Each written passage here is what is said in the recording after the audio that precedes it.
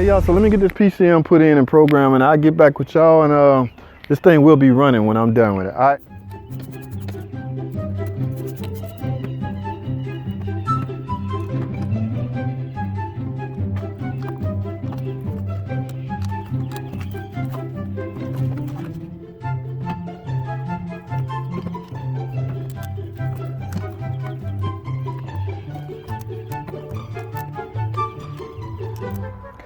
All right, I got the PCM here. As you can see, it's not professional. I didn't take the bracket off because I didn't have my drill, but like I say, this is a project car, man. It's not a custom or anything like that.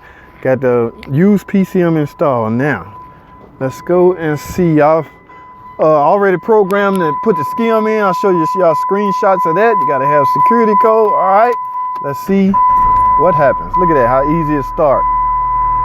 No, it's the stutter step that'll give it away. If it's cranky, that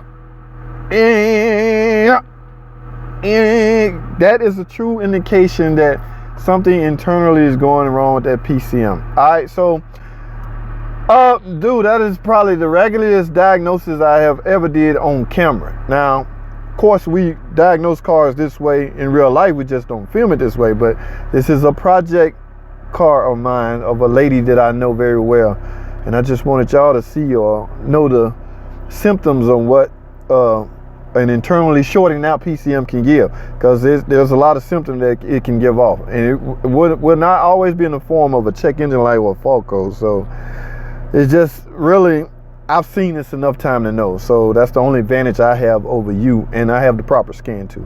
All right, I don't want this video to be long. I think it's long already, so thanks for watching. This car is running smoothly, as you can see. I'm back on the road. It's finally quit on me. Like I say, she gave me the car for a week to see if I can duplicate it, and I duplicated.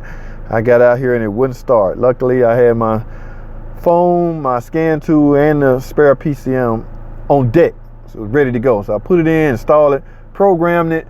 Now I can get to my destination. Thanks for watching. Comment, subscribe. See y'all in the next video.